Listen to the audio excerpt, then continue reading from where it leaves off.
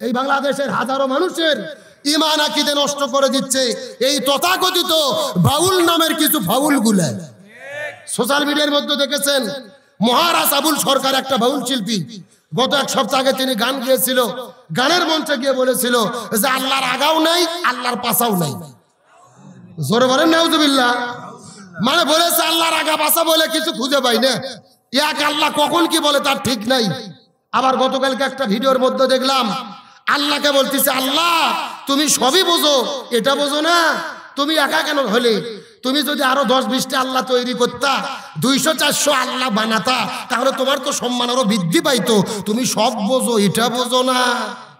নাউজুবিল্লাহ বলেন। কাকে বলতেছে? আরো ধরে বলেন। আল্লাহ বলতেছে তুমি একা কেন হলে? 10-20টা 200-400 আল্লাহ কেন বানালে না?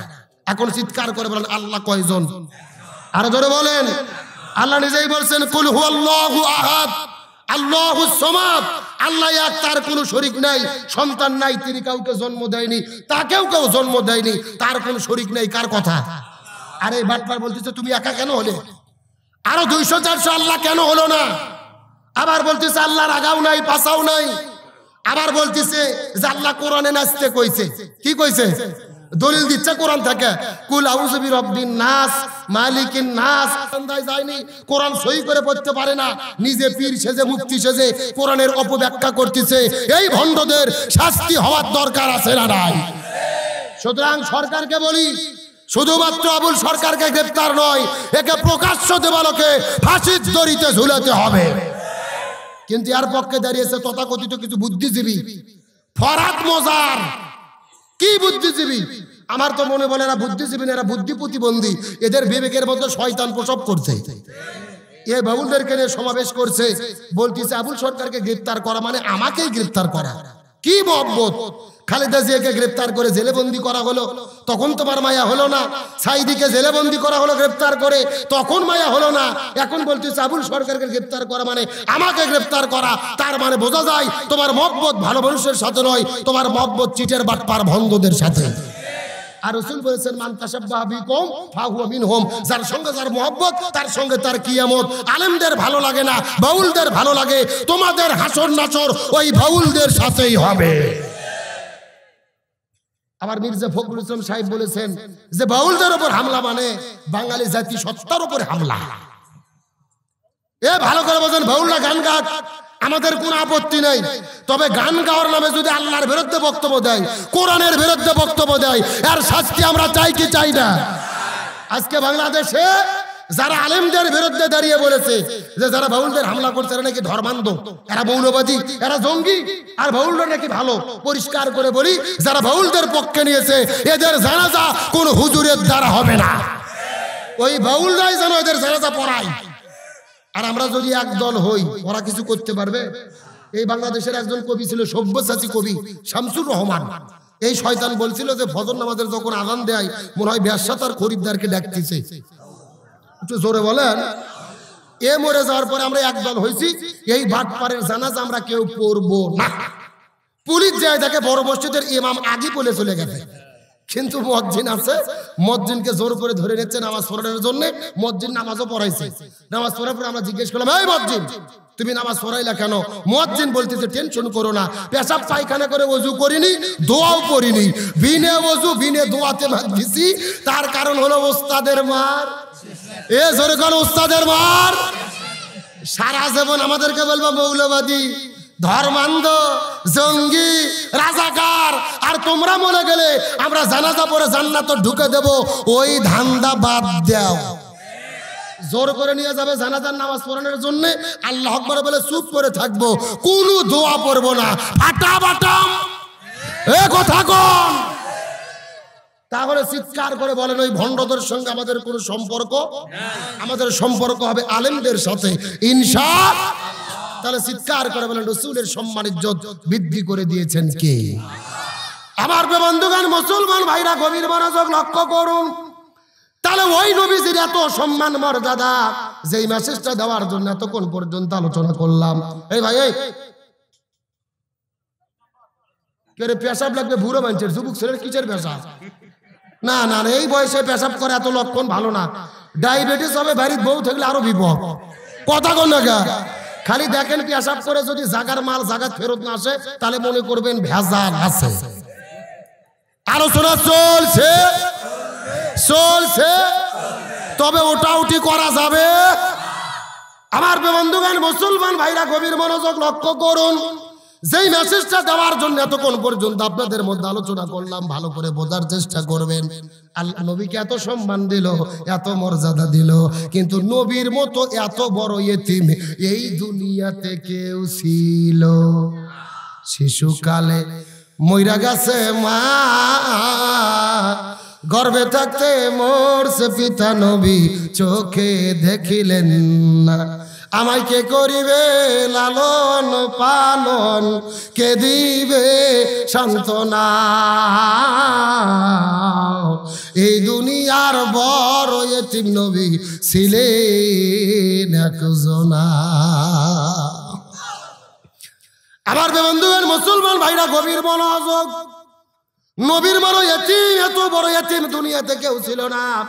নবীর জন্মের আগে নবীর বাবা মারা গেছেন, কিছুদিন পরে মা বিদায় নিয়ে চলে গেল, দাদা বিদায় নিয়ে চলে গেলেন, দাদিও চলে গেল।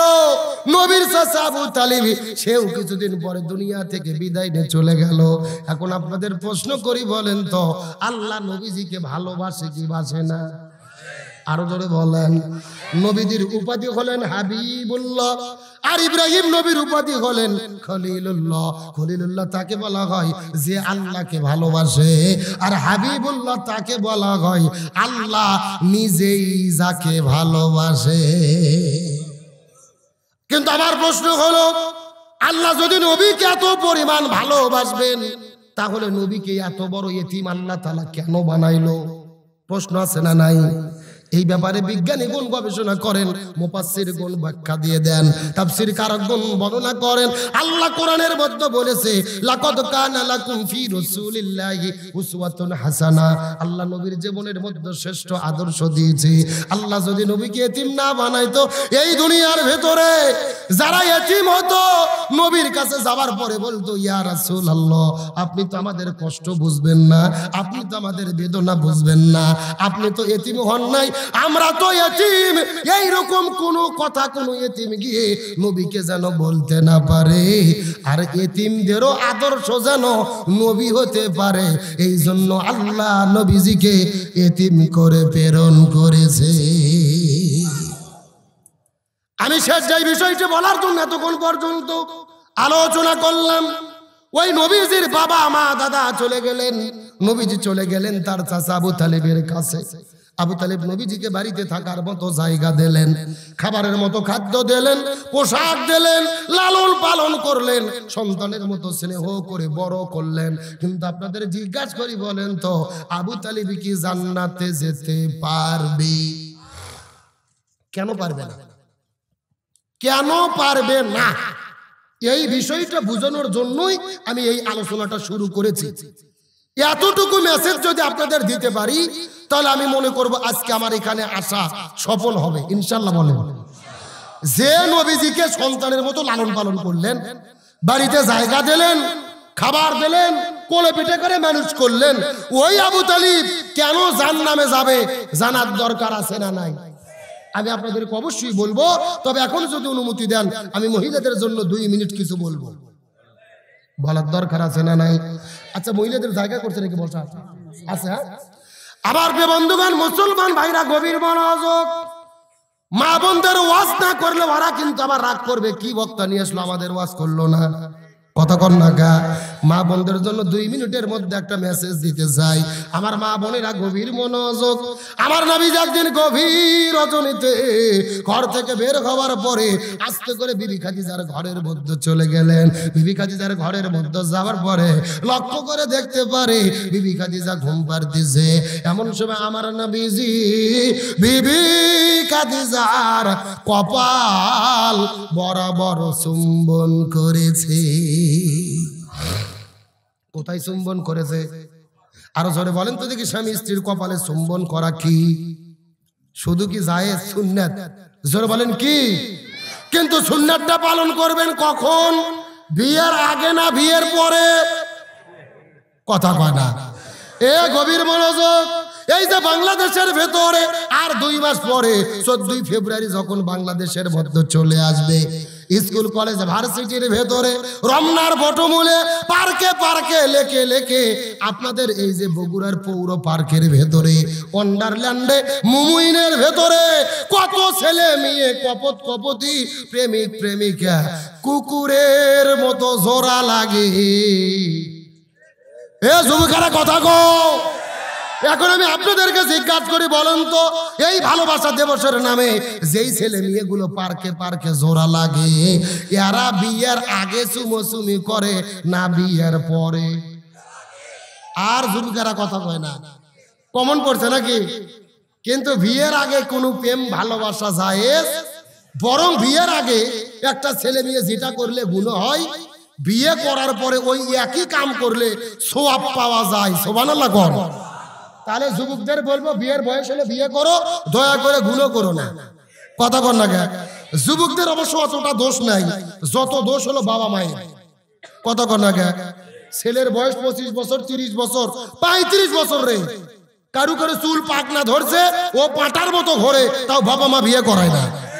কয় চাকরি নাই, ব্যবসা নাই, খাওয়াবে কি? সম্পূর্ণ কোরআন বিরোধী বক্তব্য। সূরা নূরের 3-4 নম্বর আয়াতের মধ্যে আল্লাহ তাআলা বলেছেন, তোমাদের ছেলে মেয়ের যখন বিয়ের বয়স হবে তোমরা বিয়ে পড়াইয়া দাও, যদি খাদ্যের কোনো ঘাটতি থাকে আমি আল্লাহ তাআলা তাদেরকে খাদ্যের ব্যবস্থা করে দেব। সুবহানাল্লাহ বলেন। আল্লাহ বলছে শীতে, আর আমরা চলি উল্টো। আল্লাহ বলছে যদি গরিব হও বিয়ে করো, আমি খাদ্যের ব্যবস্থা করব, আর আমরা বলছি না আগে কোটিপতি হই তারপরে বিয়ে করব। এটা সম্পূর্ণ শরীয়ত বিরোধী কাজ। আপনার ছেলে মেয়ের বিয়ের বয়স হয়েছে, বিয়ের ব্যবস্থা করে দেন, রোজগার রুজির ব্যবস্থা করে দেবে কে?